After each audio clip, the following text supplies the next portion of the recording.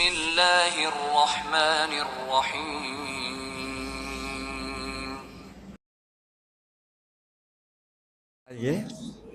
Bismillahirrahmanirrahim. Assalamualaikum warahmatullahi wabarakatuh. Alhamdulillah wa syukurillah, la haula wa la quwata illa billah.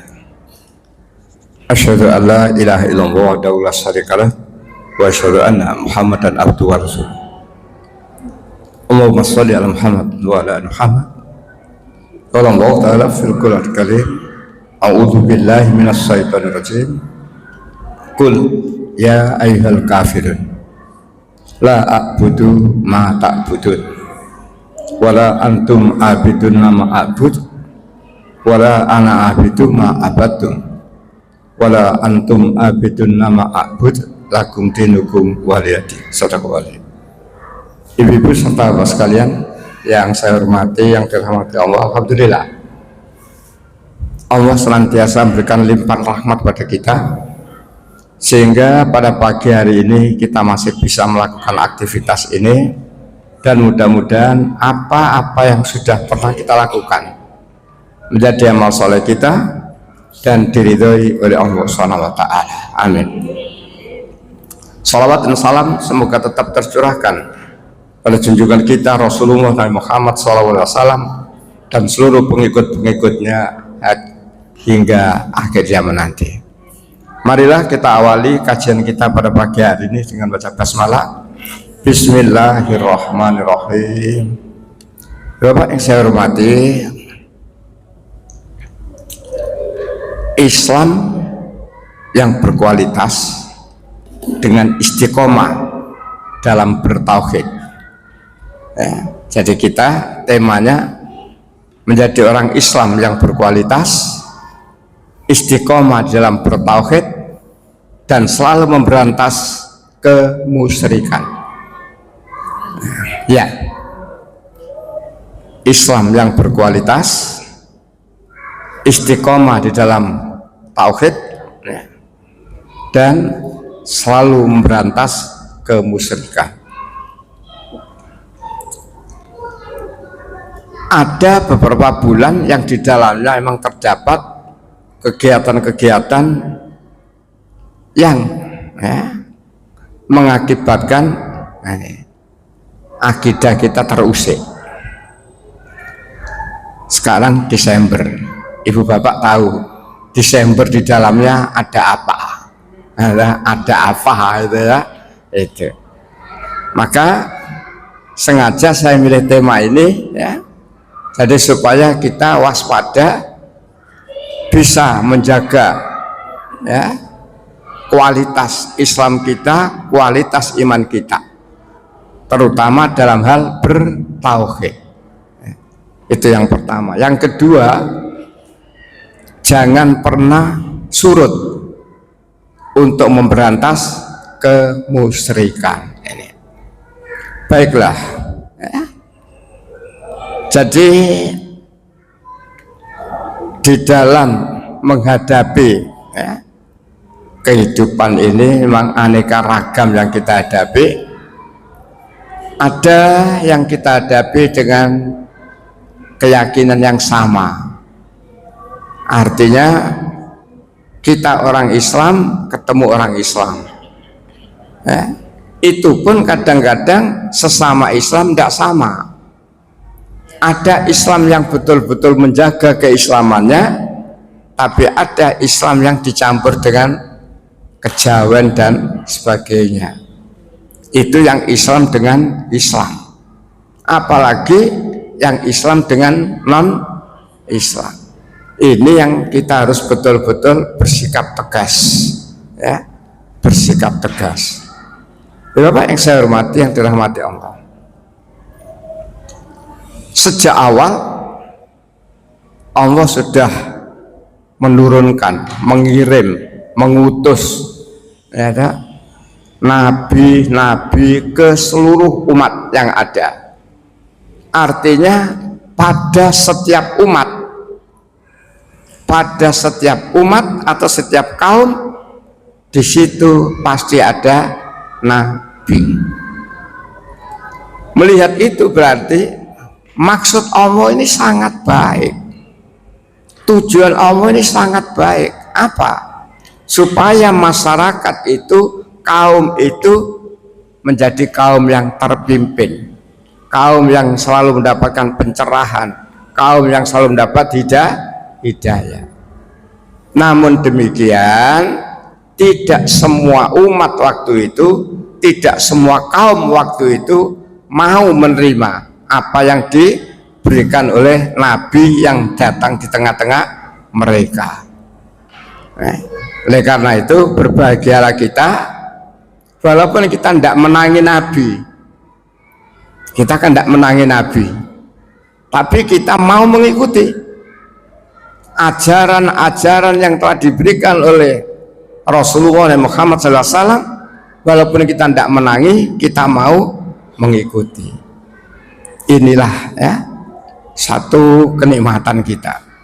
Wong yang menangis saja nolak, apalagi yang tidak menangi lalu nolak. Ojo disalahno. Orang tidak menangi Nabi Muhammad, menolak agama Nabi Muhammad, ojo disalahno, enggak menangi. Maka berbahagia kita tidak menangi Nabi Muhammad, tetapi kita yakin ajaran yang dibawa oleh Nabi Muhammad itu adalah satu-satunya ajaran yang diridhoi oleh Allah. Baik, kembali kepada setiap umat ada Nabi. 16:36 ya, setiap umat ada Nabi. Jadi tidak ada umat yang kemudian besok protes itu, walaupun kenyataannya ada itu. 16:36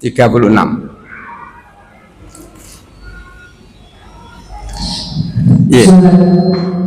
Surat 16 ayat 36, dan sungguh kami telah mengutus seorang rasul dan setiap umat untuk menyerukan sembahlah Allah jaminan tauhid. Kemudian di antara mereka ada yang diberi petunjuk oleh Allah dan ada pula yang tetap dalam kesesatan. Maka berjalan Allah di bumi dan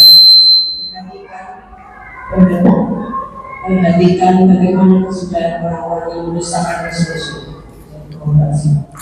Itulah ayat yang Allah menerangkan, pada setiap umat Allah kirimkan Nabi.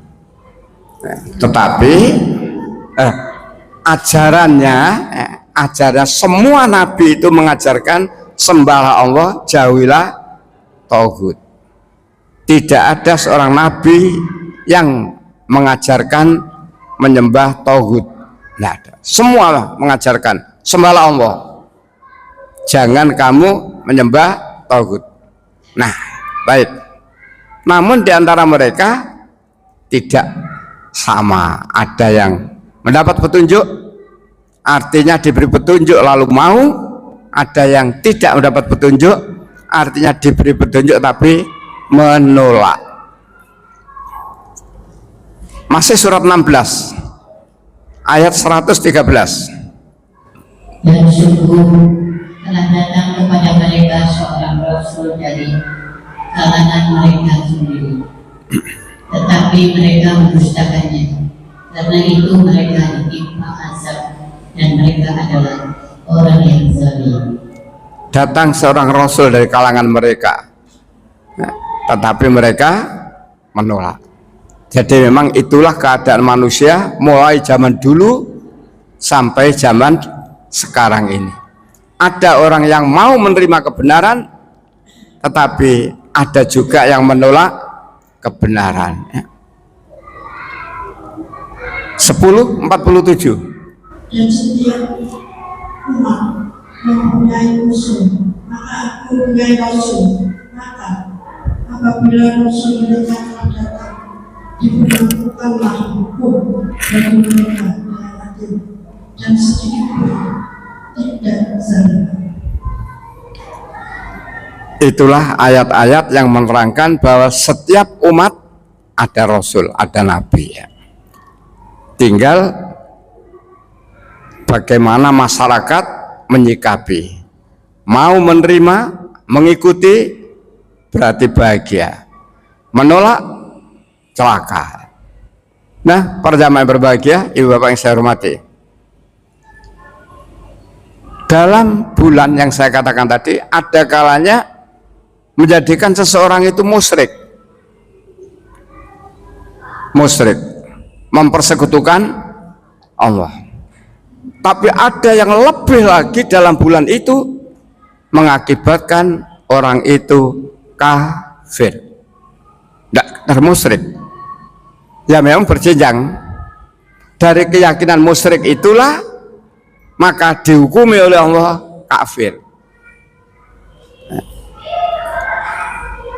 Ayat ini memang satu-satunya ayat yang di dalamnya atau di depannya dimulai dengan lakot kafaro.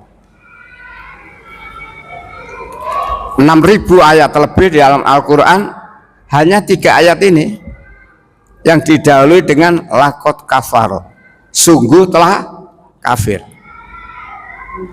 Sungguh telah kafir. 3 ayat ini berkenaan dengan Desember. 3 ayat ini berkenaan dengan Desember. Mengapa saya katakan berkenaan dengan Desember? Allah mengatakan kafir di ayat ini, penyebabnya adalah mereka menuhankan Al-Masih Isa putra Maryam. Nah, ya, kalau di dalam Bible Yesus, dalam Al-Quran Al-Masih Isa putra Maryam. Karena keyakinannya seperti itulah tidak sekedar musyrik. Musyrik itu kan menganggap, meyakini ada Tuhan selain Allah. Tapi di ayat ini tidak lagi sekedar musyrik, kafir. 5:17. Sungguh telah kafir orang yang berkata sesungguhnya Allah itu dialah Al-Masih putra Maryam. Katakanlah Muhammad, siapakah yang dapat menghalang-halangi kehendak Allah jika dia hendak membinasakan Al-Masih putra Maryam beserta ibunya dan seluruh manusia yang berada di bumi, dan milik Allah lah kerajaan langit dan bumi dan apa yang ada di antara keduanya. Dia menciptakan apa yang dia kehendaki, dan Allah Maha Kuasa atas segala sesuatu. Jadi penyebabnya mengapa dia dikatakan kafir oleh Allah adalah karena mereka menuhankan Al-Masih Isa putra Maryam. Ini penyebabnya. Ya, ini penyebabnya. Lah, Desember ini tidak sedikit orang-orang yang masuk kelompok lakot kafaro. Sungguh telah kafir karena mereka menuhankan Al-Masih Isa putra Maryam. Ayat yang sama, surat 5 ayat 72. Sungguh telah kafir orang-orang yang berkata sesungguhnya Allah itu adalah Al-Masih putra Maryam. Padahal Al-Masih sendiri berkata, wahai Bani Israel, sembahlah Allah Tuhanku dan Tuhanku.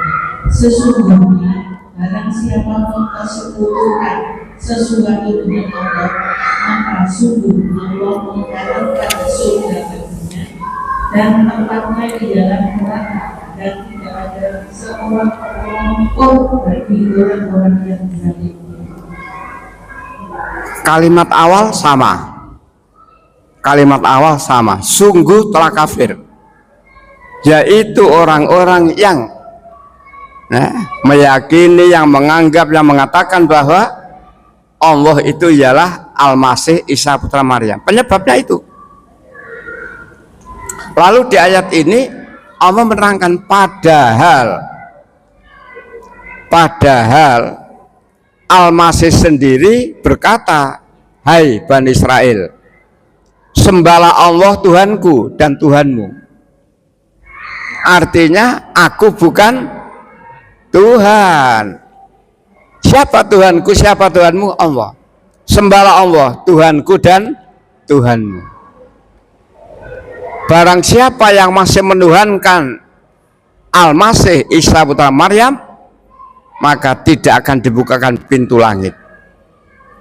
Artinya amalannya, kebaikannya tidak akan diterima oleh Allah, dan tempat mereka tidak lain adalah neraka.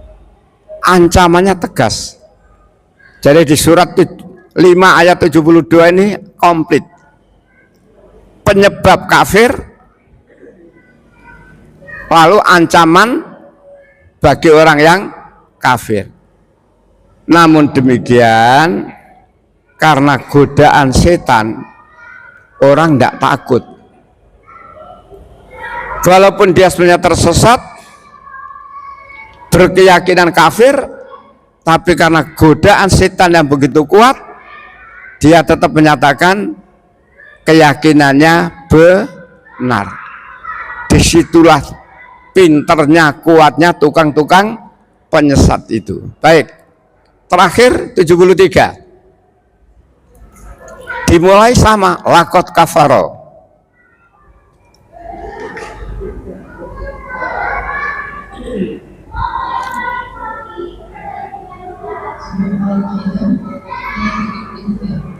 Sungguh, orang-orang yang mengatakan bahwa Allah adalah salah satu dari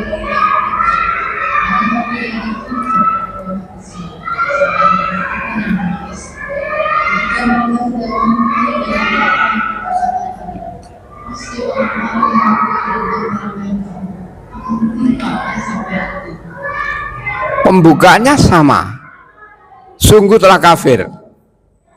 Cuma yang 72 tadi diterangkan, yaitu orang-orang yang meyakini bahwa Al-Masih itu sebagai Allah. Tapi di 73 tidak. Di 73 diterangkan siapa orang yang dikatakan kafir itu, yaitu orang yang berkata sesungguhnya Allah itu ialah salah satu dari yang tiga. Salah satu dari yang tiga ini termasuk di dalamnya adalah Al-Masih Isa putra Maryam, atau yang di sana diistilahkan Trinitas. Tuhan Bapa, Tuhan Anak, Roh Kudus. Sungguh telah kafir. Jadi sama. Jadi ini malah komplit tiga jadi satu tapi tetap tiga, bingung gitu. Baik, itulah ayat-ayat yang harus kita waspadai.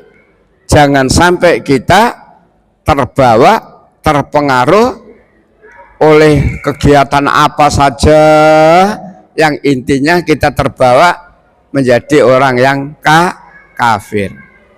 Maaf ya Bapak, sekarang ini banyak orang Islam yang tidak cerdas. Diundang selawatan nang gereja gelem, padahal pendetanya di dalam pidatonya begitu justru menghina kita, dan kejadian ini banyak. Oleh karena itu mari kita hati-hati. Dari ayat-ayat itu tadi Allah mengingatkan pada kita, kamu harus istiqomah di dalam ketauhidan. Apapun yang ada dalam kehidupan ini, tapi kamu harus istiqomah di dalam ketauhidan. Satu-satunya agama yang mengajarkan tauhid, istiqomah dalam ketauhidan hanyalah agama Islam. Dan manakala kita istiqomah dalam ketauhidan, Allah memberikan jaminan. Apa jaminannya? Sudah sering ayat ini ya, 41:30. Innalladzina qalu rabbunallah. 41:30. Bagi sesungguhnya orang-orang yang berkata Tuhan kami adalah Allah, kemudian mereka menentukan pendirian mereka, maka malaikat-malaikat akan turun kepada mereka dengan berkata, janganlah kamu merasa takut dan janganlah kamu bersedih hati, dan bergembiralah kamu dengan memperoleh surga yang telah dijanjikan kepadamu. Orang-orang yang berkata, Tuhan kami ialah Allah, lalu mereka berpegang teguh. Ini yang harus kita ingat.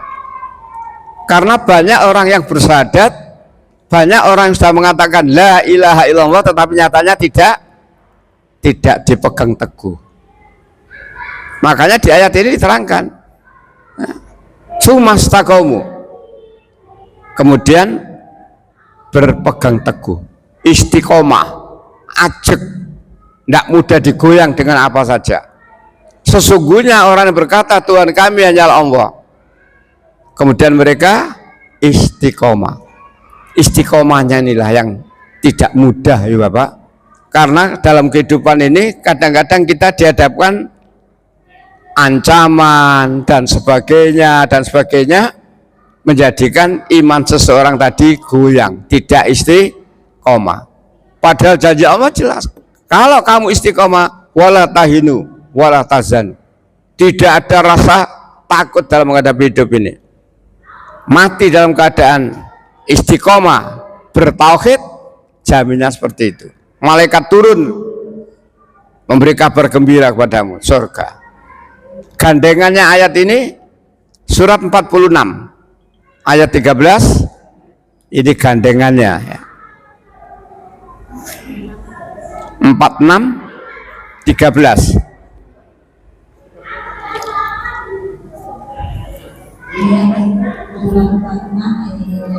Sebelumnya kata Tuhan kami adalah Allah, mereka tetap beristiqomah, tidak ada rasa khawatir pada mereka dan mereka tidak pula bersedih hati.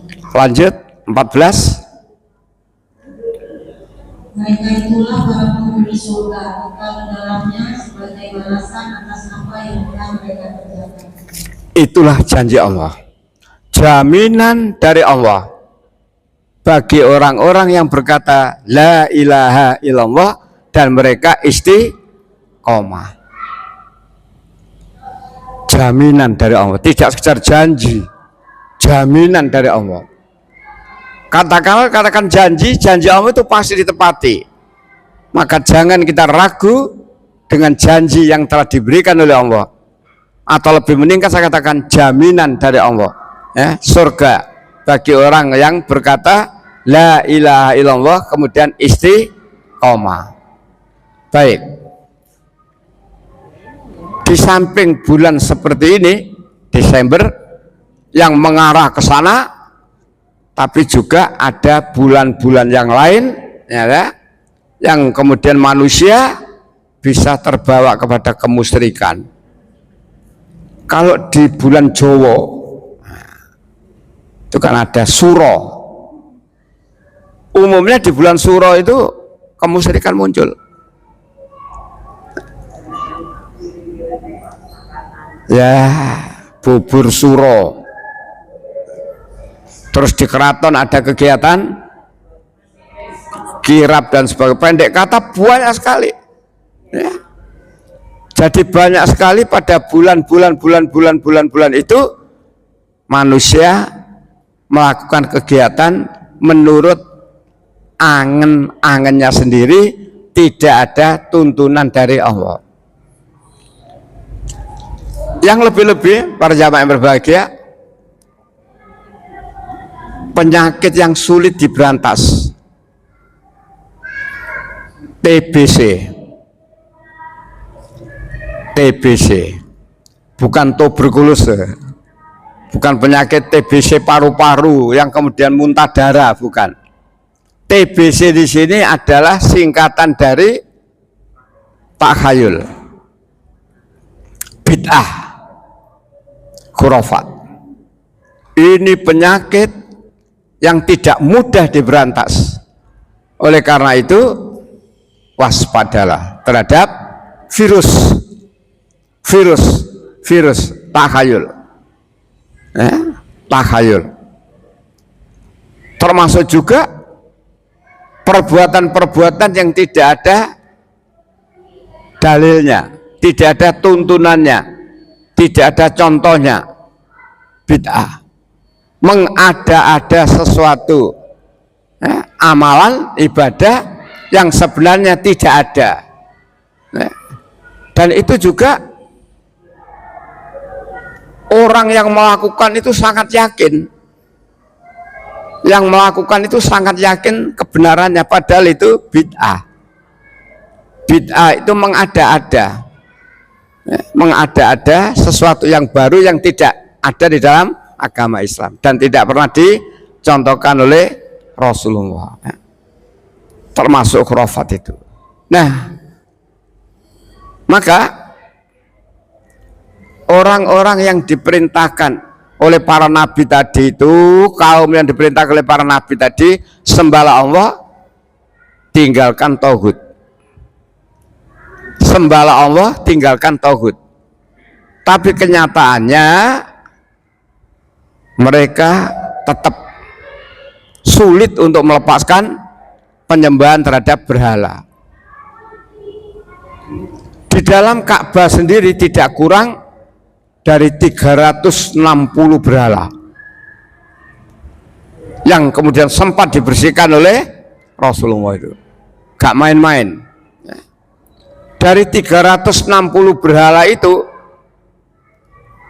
ada 3 yang paling besar. Surat 53 ayat 19.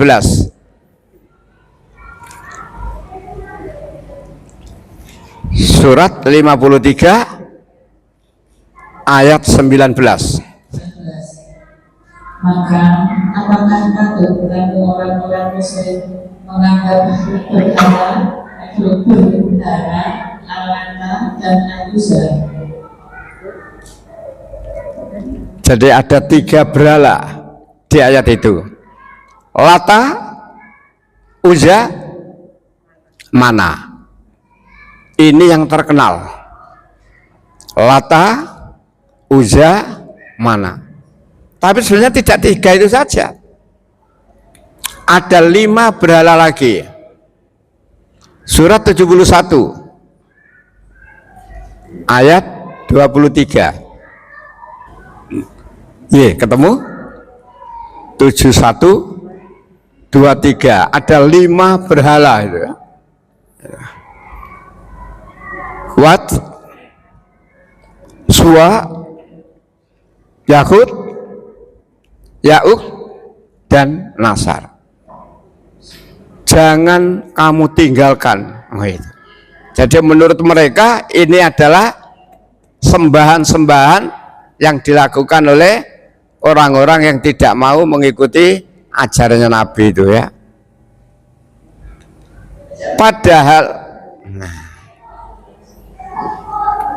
Allah mengingatkan pada kita, menegur orang-orang yang masih suka menyembah berhala. Ditegur.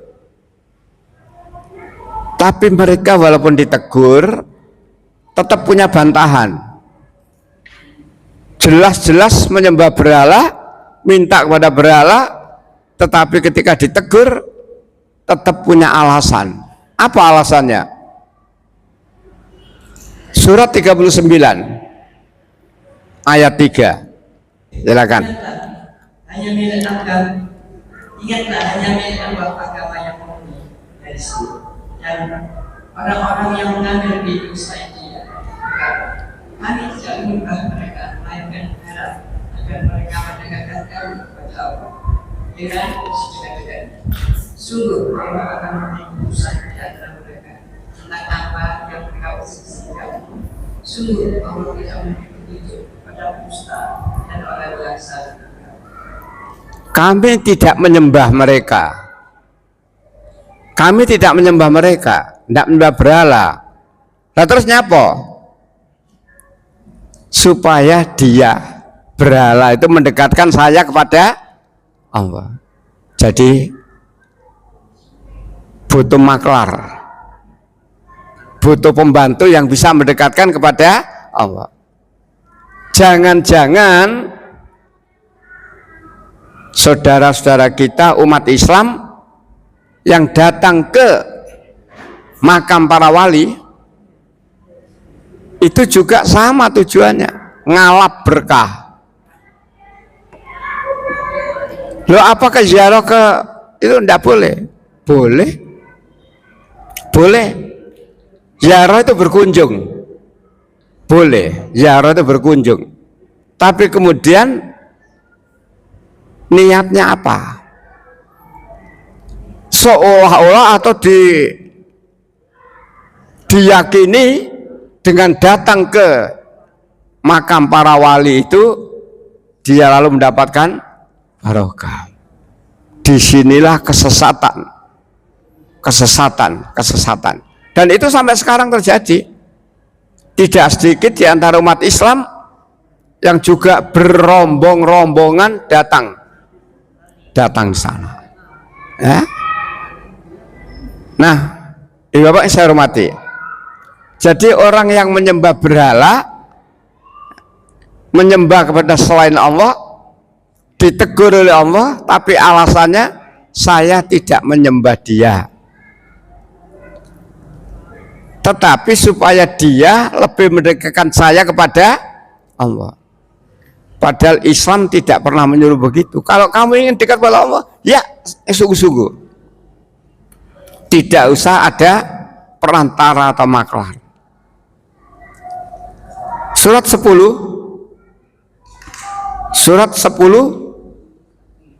ayat 18.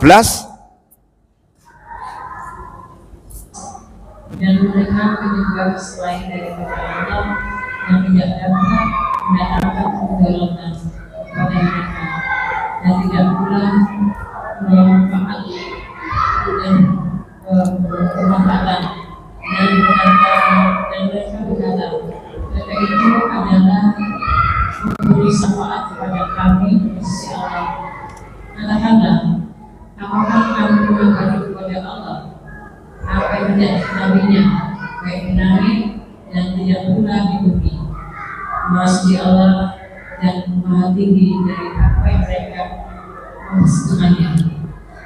Mereka menyembah sesuatu selain Allah yang tidak bisa memberi manfaat dan juga tidak bisa memberi mudarat.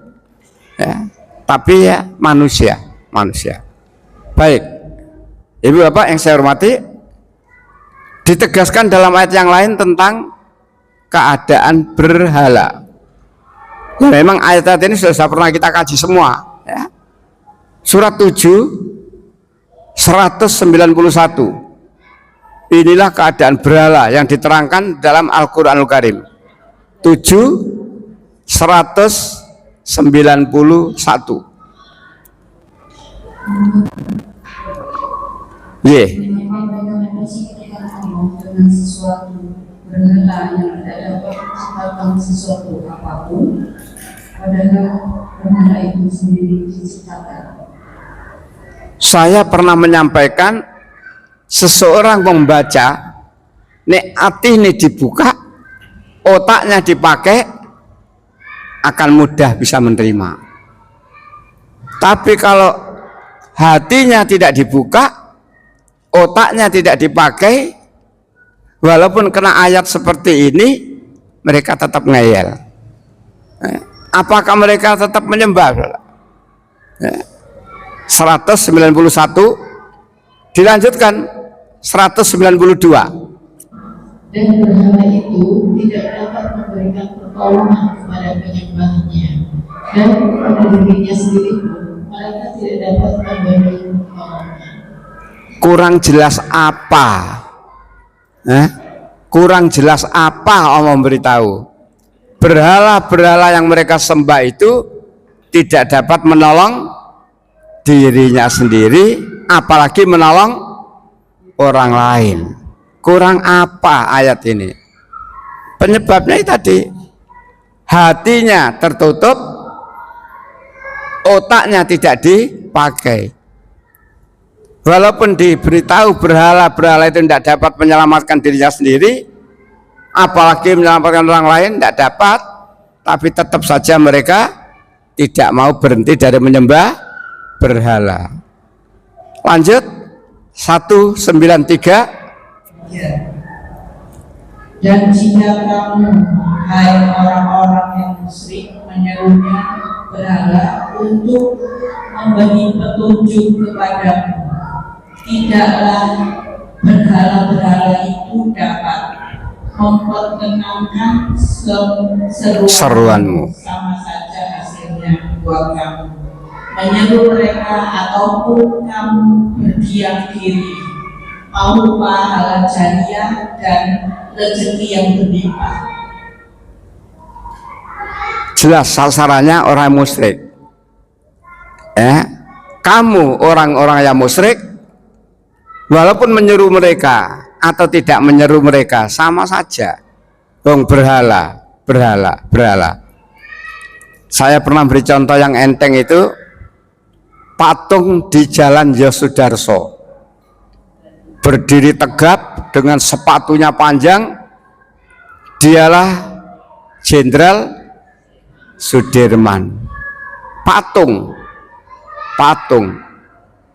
Andai kata patung itu bisa mendengar ketika masjid di Kota Madia itu adzan subuh, pasti.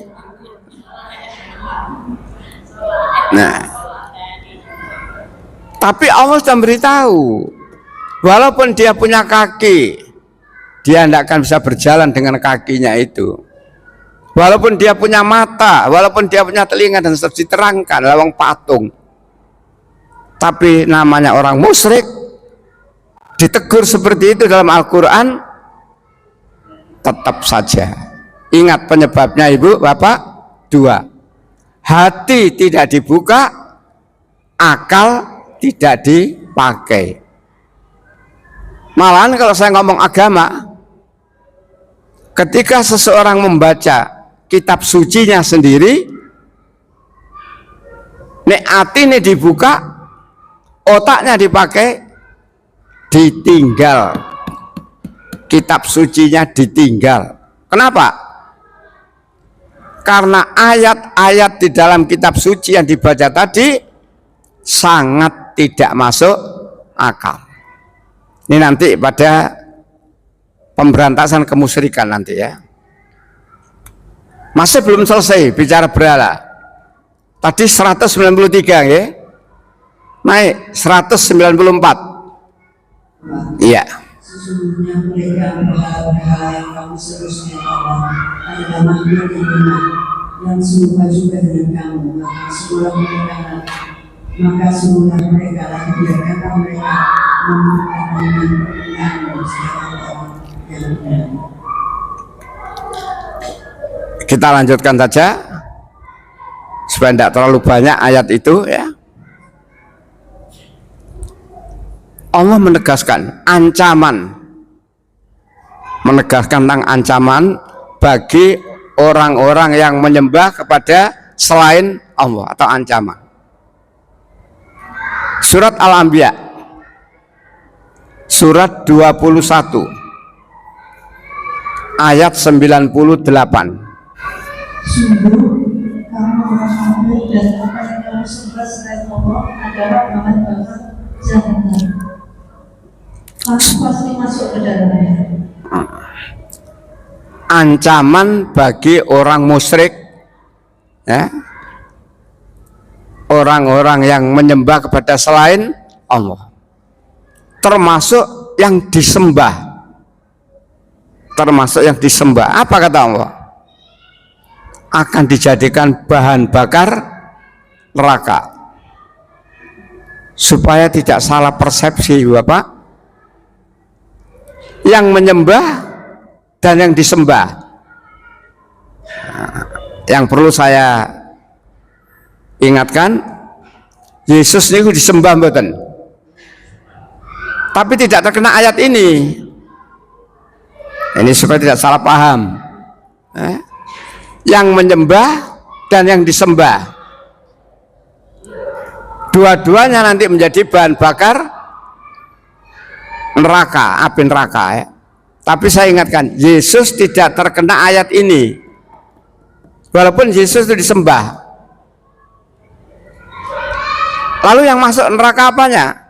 Patung-patungnya, bukan orangnya. Al-Masih Isa putra Maryam atau Yesus tidak terkena ancaman ini.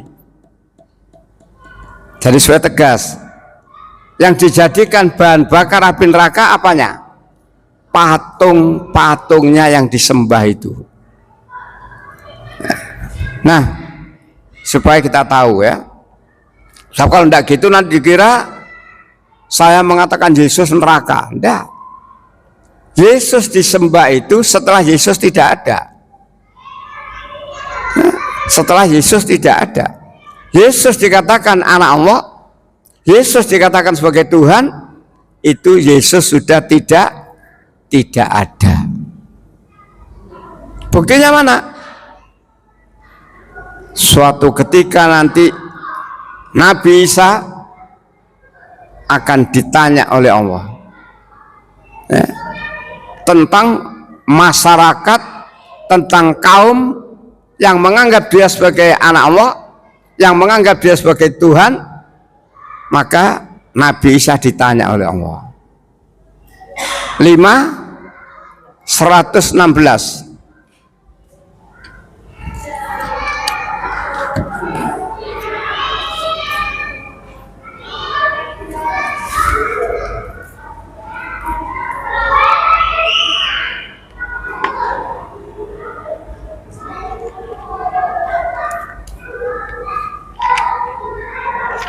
Dan ketika aku berfirman, Allah bersabda Maryam, engkaukah yang mengatakan kepada orang-orang, jadikanlah aku dan Yesus sebagai dua manusia di samping.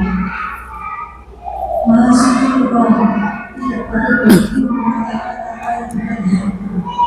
Itulah jawaban Nabi Isa. Ingatlah, ketika Isa putra Maryam ditanya oleh Allah, apakah kamu yang menyuruh supaya orang-orang menyembah kamu atau menyembah ibumu? Jadi Nabi Isa dimintai pertanggungjawaban oleh Allah. Kamukah yang mengajarkan? Kamukah yang menyuruh manusia supaya menyembah kamu, menyembah ibumu? Nabi Isa menjawab, Maha Suci Allah.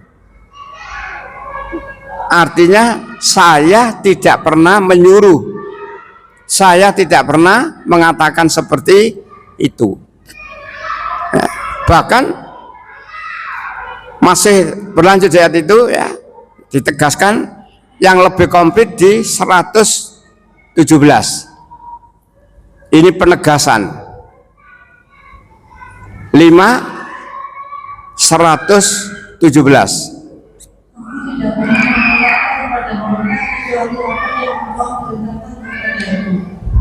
Yaitu sembahlah Allah, Tuhanku dan Tuhanmu, yang akan menjadi saksi terhadap mereka.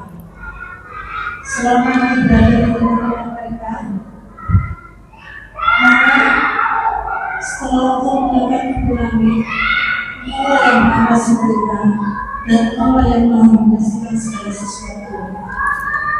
Aku tidak pernah mengatakan seperti itu, kecuali yang Engkau perintahkan kepada aku. Apa? Sembahlah Allah, Tuhanku dan Tuhanmu. Dan aku menjadi saksi terhadap mereka selama aku berada di tengah-tengah mereka. Artinya selama Yesus masih hidup, selama Nabi Isa masih hidup, Yesus atau Nabi Isa menjadi saksi dari apa yang dilakukan oleh umatnya. Menjadi saksi. Saksi itu kalau ditanya di pengadilan syaratnya dua: mengetahui dan mendengar sendiri. Tidak boleh katanya. Yesus juga begitu, Nabi Isa juga begitu. Aku menjadi saksi terhadap apa yang dilakukan oleh mereka selama aku berada di tengah-tengah mereka. Tetapi di saat Engkau sudah mengangkat aku Di saat engkau sudah mewafatkan aku, berarti kan sudah tidak di tengah-tengah mereka. Siapa menjadi saksi? Tidak lagi Nabi Isa, tidak lagi Yesus, karena Nabi Isa sudah tidak ada. Allah yang menyaksikan langsung. Disitulah timbulnya penyembahan terhadap Nabi Isa, terhadap Yesus. Jadi terjadinya keyakinan yang mengatakan Yesus anak Allah, Yesus adalah Tuhan, itu setelahnya Yesus tidak di tengah-tengah mereka. Ini yang kita perlu tahu. Malahan dalam ayat Ibu Bapak, ketika Nabi Isa merasa melihat gelagat di antara kaumnya, ada yang sudah mulai menyimpang. Jadi Nabi Isa melihat gelagat, kok ada di antara murid-muridnya, kaumnya yang sudah mulai menyimpang. Coba lihat surat 61 ayat 14.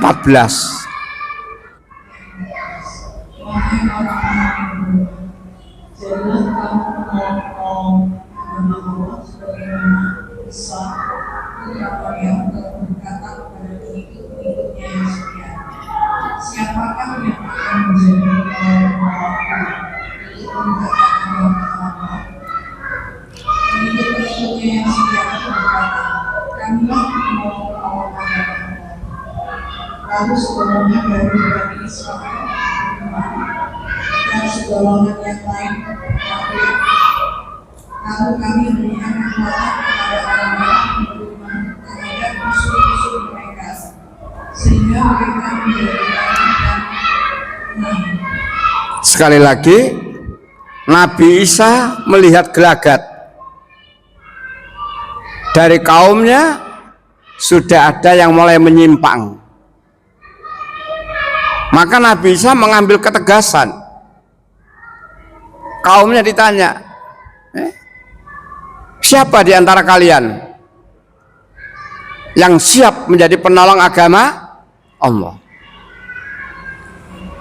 Jadi Nabi Isa tahu sudah tidak 100%. Maka ditanyakan, siapa di antara kalian yang masih siap, masih sanggup menjadi penolong agama Allah? Murid yang setia kaum Hawarizin berkata, kami siap menjadi penolong agama Allah.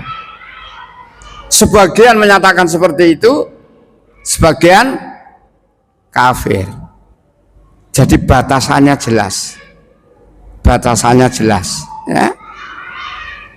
Jadi ketika melihat murid-muridnya atau kaumnya seperti itu, tidak dibiarkan oleh Nabi Isa, tidak dibiarkan. Sama dengan hari ini, kalau kita melihat kemungkaran jangan dibiarkan. Ditanya kita bisa oleh Allah, kamu tahu gitu kok diem saja? Padahal pada dirimu ada kewajiban amar ma'ruf nahi mungkar. Kembali pada ayat ini, ya.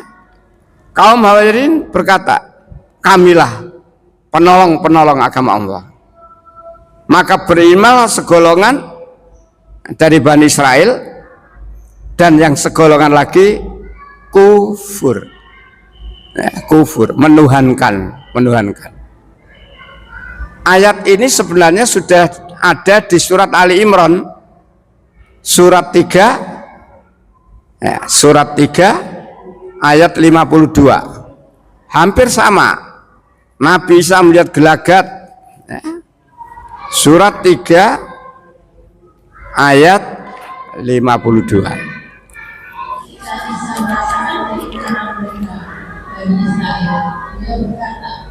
siapakah yang akan menjadi penolongku untuk menegakkan agama Allah?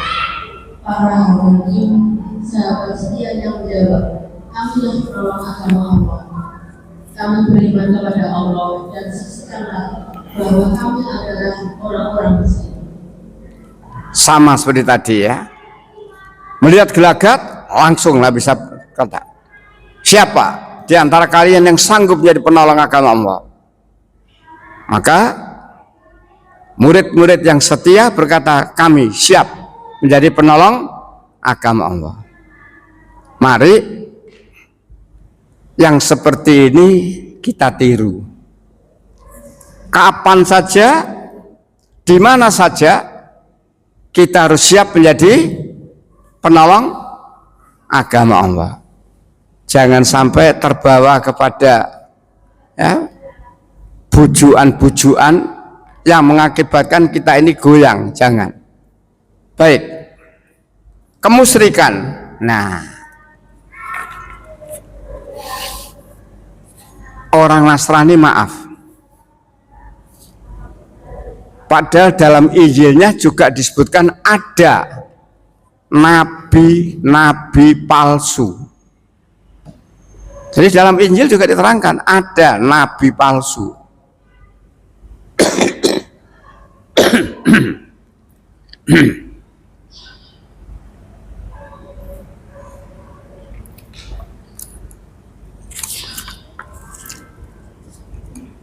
Di dalam Islam ada nabi palsu, ngaku ada.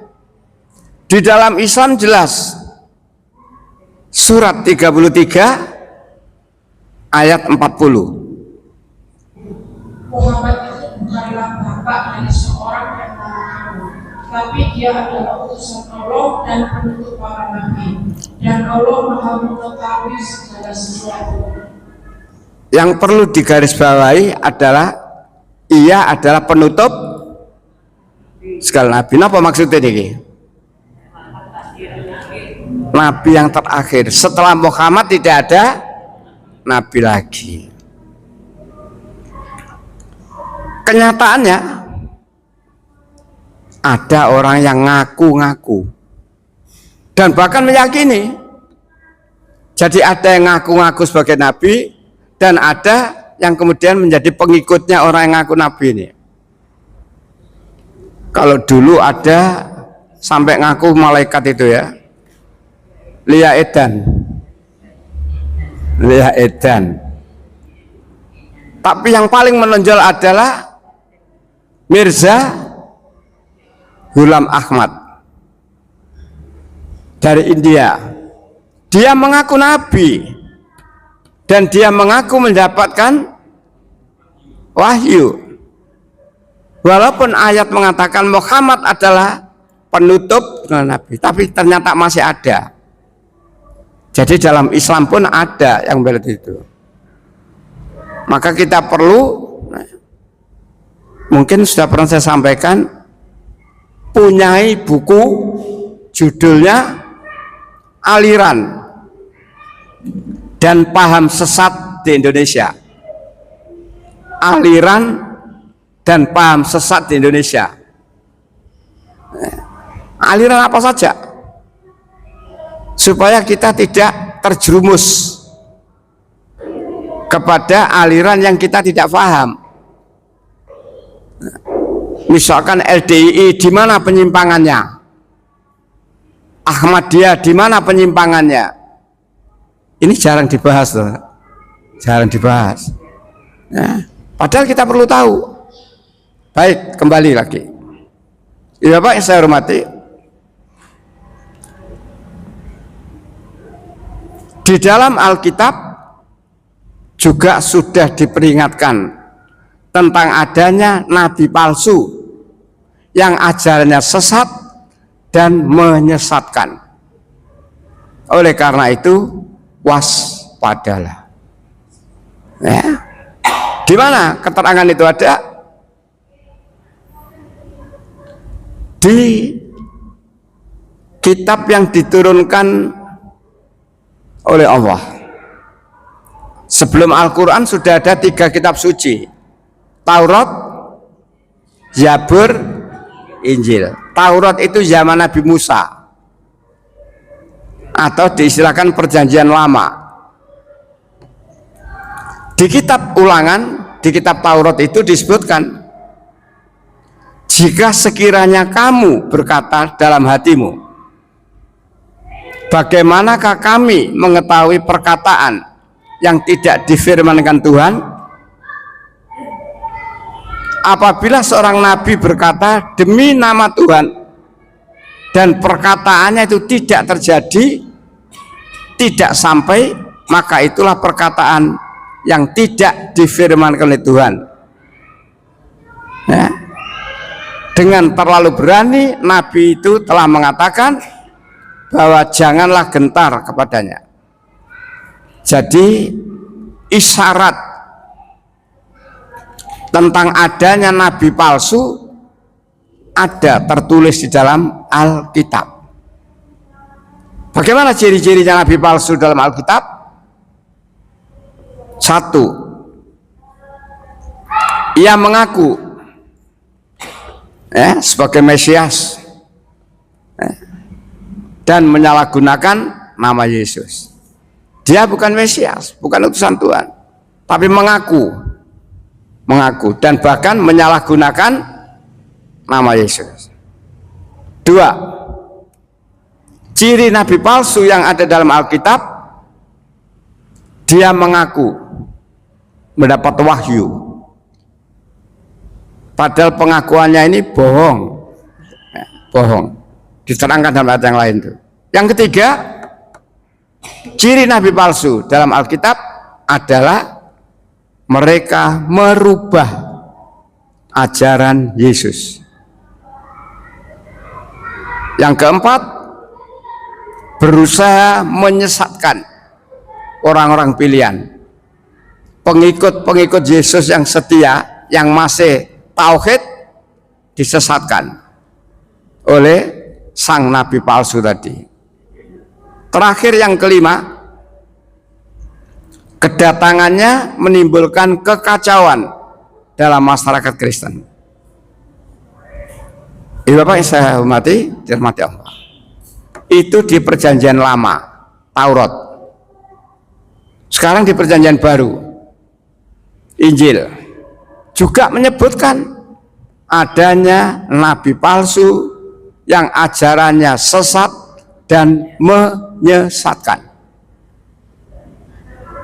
Orang Nasrani tidak tahu ini, atau mungkin ayat ini dibaca tapi karena hatinya tertutup, otaknya tidak dipakai, dia tidak sadar bahwa itu adalah nabi palsu. Di mana letaknya? Injil Matius pasal 7 ayat 15. Jadi perjanjian baru, kitabnya Nabi Isa. Kalau tadi Ulangan itu kitabnya Nabi Musa, ini kitabnya Nabi Isa. Bunyinya begini, waspadalah terhadap nabi-nabi palsu yang datang kepadamu dengan menyamar sebagai domba, tetapi sesungguhnya mereka adalah serigala yang buas. Kurang apa ayat ini? Begitu jelas Injil Matius mengatakan waspadalah terhadap nabi-nabi palsu yang datang kepadamu dengan menyamar sebagai domba, tapi sesungguhnya mereka adalah serigala yang luas, yang buas. Jadi kalau tadi dikatakan nabi palsu ini ajarannya menyimpang dari ajarannya Yesus, banyak sekali penyimpangannya. Bahkan bisa dikatakan, Ibu Bapak, ajaran sekarang yang diyakini oleh orang Nasrani itu bukan ajaran dari Allah, bukan ajaran dari Yesus, tapi adalah ajaran dari ini tadi, orang yang mengaku nabi, orang yang mengaku mendapatkan mendapatkan perintah dari Yesus, orang yang mengaku untuk bertabrak dan sebagainya. Ini yang saya maksud dalam tema yang kedua itu, selalu memberantas kemusyrikan. Jadi jangan sampai kita terbawa kepada ayat-ayat Alkitab yang menerangkan bahwa Yesus adalah anak Allah. Jangan. Kalau untuk mengkanter, kalau penjenengan tidak menguasai dari Alkitab, memang bukan pegangannya, ya kita kanter dengan Al-Quran. Misalkan dengan surat Al-Ikhlas cukup sudah. Surat Al-Ikhlas cukup mengkanter bagi orang-orang yang berkata, orang-orang yang berkeyakinan bahwa Yesus adalah putra Allah. Walaupun dulu sudah pernah saya terangkan, memang dalam Alkitab banyak ayat Yesus adalah anak Allah, banyak. Tetapi kata anak di situ adalah arti kiasan. Yesus adalah anak Allah, itu kiasan, bukan anak dalam arti sebenarnya. Karena di ayat yang lain diterangkan, berbahagialah orang yang bawa damai, karena mereka disebut anak-anak Allah. Jadi anak Allah itu kiasan. Tapi begitu yakin orang Nasrani bahwa Yesus adalah anak Allah. Al-Ikhlas itu saja kita pakai satu ya, bantahan kepada mereka. Katakan Allah itu ahad, satu-satunya. Kepada Allah semuanya bergantung, ada tidaknya dan sebagainya bergantung pada Allah. Lam yalid, tidak beranak. Walam yulad, dan tidak diperanakan. Itu saja cukup mengkanter mereka, bahkan menjelaskan kepada mereka. Kalau dengan kalimat titik, tapi coba diuraikan dengan akal. Kalau Allah itu beranak, nah coba dengan akal. Ya. Bingung kalau dengan akal. Besok anaknya gede, nyambut gawe, mapan, Gusti Allah mantu. Nah, itu kalau Allah punya anak. Walam yulad, kalau Allah itu dilahirkan, berarti ada silsilahnya Allah. Itu saja. Ditambah kalimat yang terakhir, walam yakul lahu kufuwan, tidak ada sesuatu yang menyerupai. Tetapi di dalam Alkitab, ibu bapak, yang saya katakan, kita ini harus punya semangat memberantas kemusyrikan. Soal mereka tetap yakin seperti itu, silakan. Itu keyakinan mereka, silakan. Tapi kita umat Islam satu tadi, istiqomah di dalam ketauhidan. Dan yang kedua, jangan berdiam diri ketika melihat kemusyrikan. Dua ini gandeng. Nah sekarang ini banyak orang ketakutan, berkata benar takut. Istilah saya ngambil bahasa daerah, zaman edan, sehingga edan jangan titik loh ya, si anak terus lagi.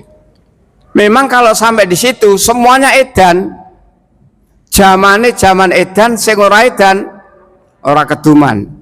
Kalau hanya sampai di situ edan semua. Kalimat berikutnya, ya, beja-bejane wong kang sing eling lan waspada. Pegang teguh ini. Beja-bejane wong kang sing eling lan waspada, artinya bejo selamat wong sing eling marang sapa? Marang Allah. Eling, ingat terhadap Allah, zikrullah, ingat terhadap ajaran Allah, ingat kepada Allah. Beja-bejane wong sing eling lan waspada terhadap Nah, penyimpangan daripada ajaran-ajaran diberikan oleh Allah. Ini yang tidak diteruskan, orang bilang. Ya Bapak yang saya hormati, maka sekali lagi jangan ikut-ikutan, karena ya saya menyesuaikan bulannya ini ya. Walaupun nanti banyak acara, tetapi ingat tadi, dengan tambahan adanya nabi palsu yang ajarannya sudah menyimpang jauh daripada ajaran Allah, ajarannya sudah menyimpang jauh daripada ajaran yang dibawa oleh Yesus, maka kita harus waspada dan bahkan ayo meluruskan ajaran-ajaran sesat itu ya. Jangan berdiam diri. Memang karena zaman edan tadi, orang yang berkata benar malah dikatakan salah, yang salah malah dikatakan benar dan didukung. Inilah keadaan. Tetapi semuanya itu ada batas. Kita tidak usah ketakutan, kita tetap punya prinsip, yang benar pasti menang. Walaupun sekarang yang terjadi, kebenaran banyak yang kemudian dikriminalisasi, kita tidak usah khawatir. Ja'al haq oh ya kol batil, innal batila kana yahuqa. Katakan yang hak pasti menang, yang batil pasti hancur. Sesungguhnya tiap-tiap kebatilan pasti hancur. Ini ayat motivasi supaya kita tidak punya rasa takut, supaya kita tidak hanya berdiam diri ketika melihat kemungkaran, tetapi lebih dulu toton ketauhidan kita, toton innalladzina qalu rabbunallah, sesungguhnya orang yang berkata Tuhan kami hanyalah Allah, sumastaqamu, ini yang ditoto dulu. Kalau imannya sendiri, ketauhidannya sendiri masih mubat mabit, bagaimana akan memberantas kemusyrikan? Ya, sampai di sini mungkin ada sesuatu yang disampaikan, monggo. Silakan kalau ada yang disampaikan.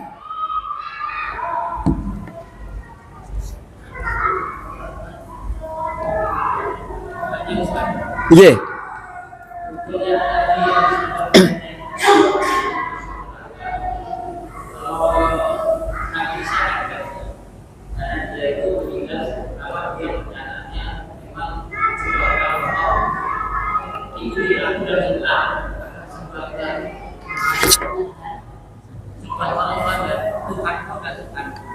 Ya, terus?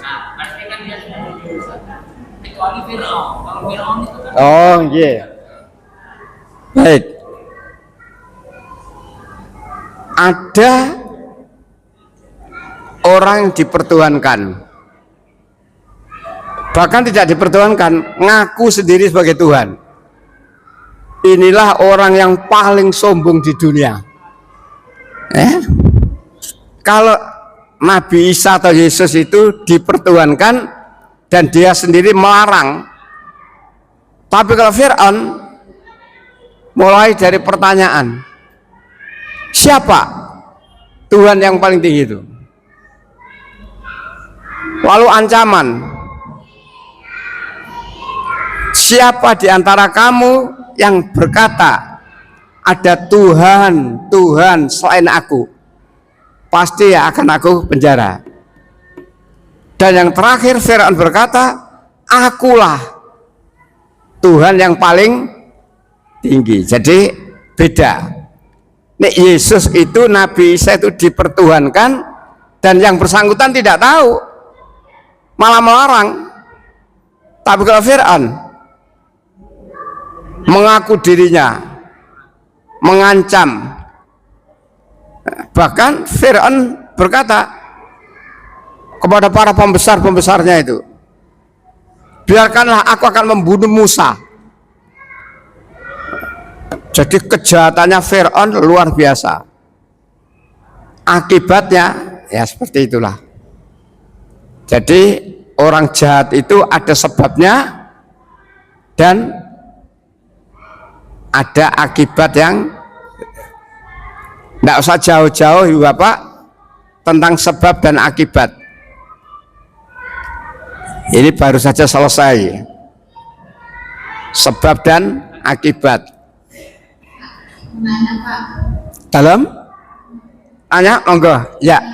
Saya mau nanya, kalau di dalam Injil kan ada perjanjian baru, perjanjian lama itu karena peristiwa apa perjanjian baru sama perjanjian baru itu? Kalau di dalam Islam ada peristiwanya apa? Di Injil itu ada perjanjian baru. Perjanjian baru itu kitabnya Nabi Musa, ya, itu kualik. Perjanjian lama, ya, itu kitabnya Nabi Musa itu. Adapun perjanjian baru kitabnya Nabi Isa atau Injil. Tetapi Ibu Bapak, baik di dalam perjanjian lama maupun dalam perjanjian baru sudah banyak mengalami perubahan. Manusia semua berarti ya? Ya, masih ada sisa firman Allah, masih ada. Jadi di perjanjian lama ada ayat-ayat sisa firman Allah. Di perjanjian baru sama, ada sisa firman Allah. Lalu bagaimana sikap kita? Sikap kita terhadap Alkitab, baik itu perjanjian baru maupun perjanjian lama. Kalau isi kitab itu sesuai dengan Al-Quran, akui itu kebenaran, yakini itu kebenaran. Syaratnya apa tadi? Kalau isinya sesuai dengan Al-Quran. Contohnya tadi, Yesus berkata, "Hai Bani Israel, sembahlah Allah, Tuhanku dan Tuhanmu." Itu firman Allah. Itu ucapan Yesus yang dituntun oleh Allah. Sama dengan Quran. Adapun ucapannya Paulus mengajarkan Yesus adalah anak Allah. Yesus adalah Tuhan. Beda, disinilah bedanya. Sehingga kesimpulannya bagaimana sikap kita terhadap Alkitab? Korektif. Jadi kita tidak boleh menerima begitu saja, harus korektif. Mana yang cocok dengan Quran, pegang. Contoh, makanan halal haram. Menurut Alkitab diterangkan, babi sekalipun kukunya terbelah dua, tetapi karena tidak memamah biak, maka haram ia kepadamu. Jangan kamu makan akan dagingnya, dan jangan kamu jamak akan bangkainya. Babi haram menurut Alkitab.